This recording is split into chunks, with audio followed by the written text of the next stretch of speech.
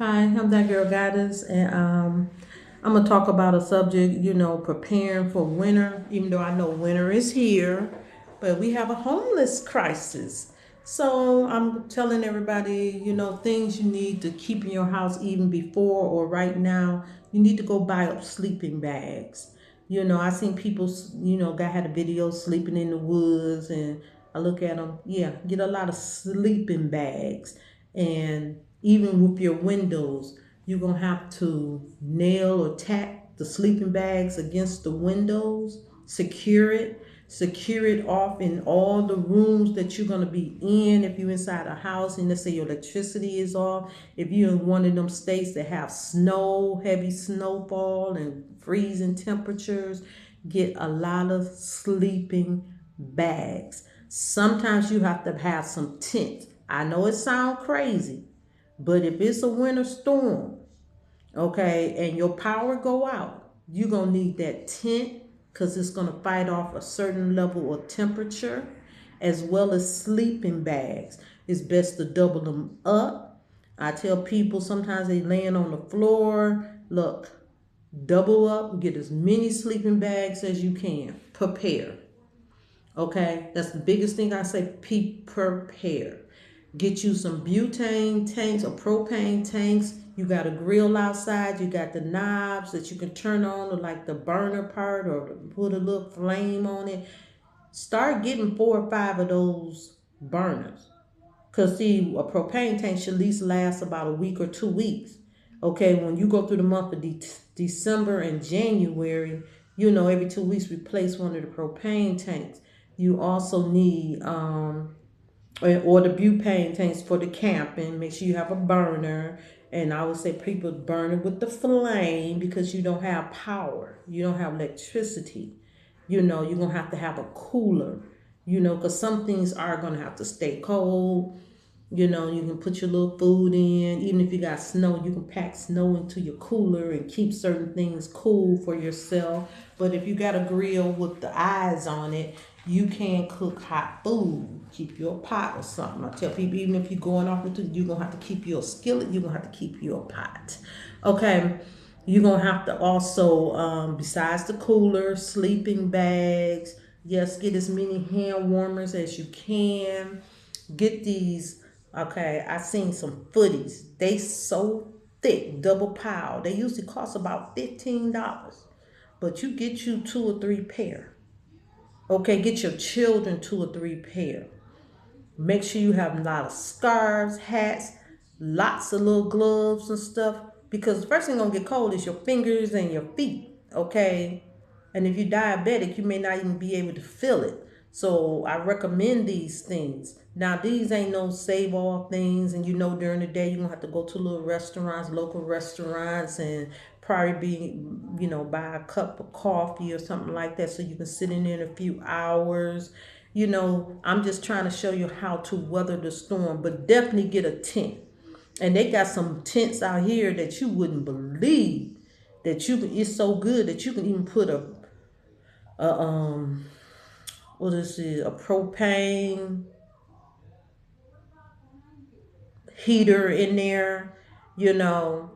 You ain't got to worry about having electricity. You have to figure out how to heat a room, seal it off with the sleeping bags against the windows, on the floors that goes into the tent.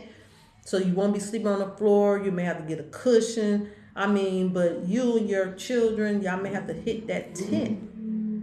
And remember, sleeping bags are to fight off different extreme weather conditions. It may be able to fight it off at like 40 below and keep your body warm.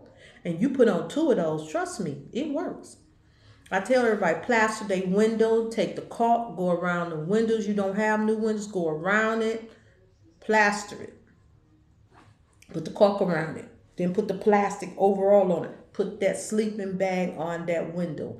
I told people when I was in Michigan, we had power outages. I would put plastic on the outside of the window right before winter starts.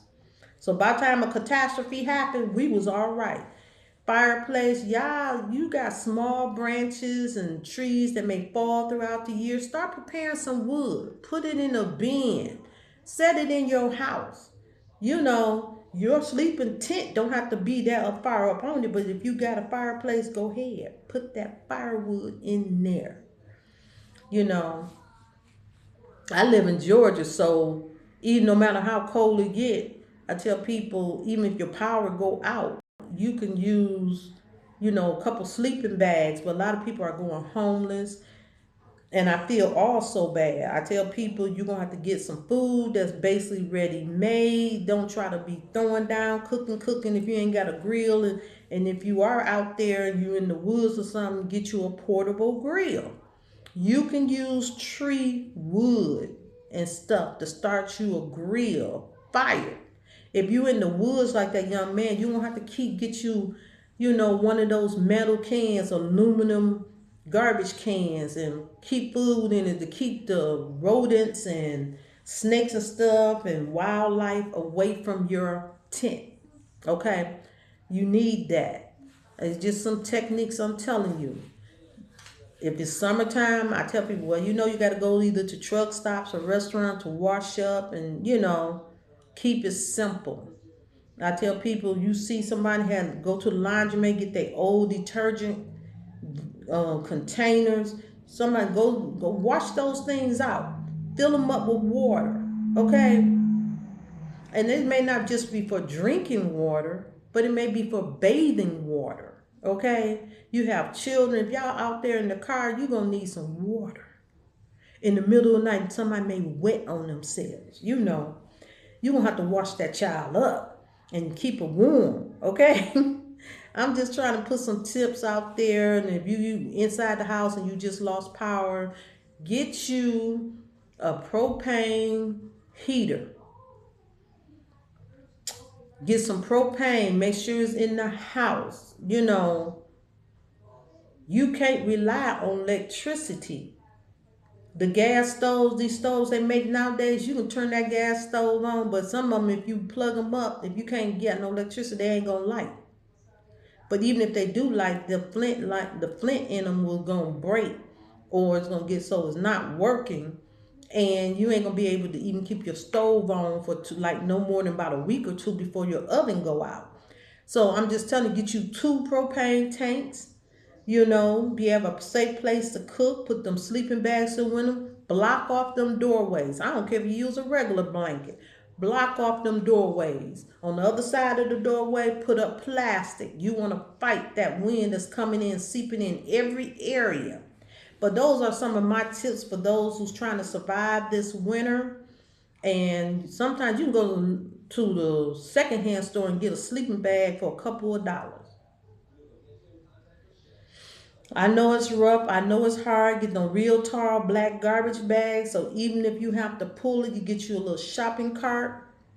Even if you get a stroller. So something enough that you can put something on it and strap it down to it and keep on moving. Whew. I'm praying for all of y'all who's going homeless. I know what it is. I was lived in the flood, was homeless. I was in my car. I ended up coming down to Georgia. I'm just praying for you and leaving some tips. Some of y'all do still got YouTube. You got government phones. And I'm just telling people, and the people who do, if you know somebody that's homeless or that's going through, give them some of my tips. If you have extra blankets, try to give them a blanket if they're, just do what we can. Even if you know they don't have no power, just tell them to give you the food and you cook it for them. While you cook your dinner, don't try to use too much of your power, simple dishes. And y'all be blessed. Bye.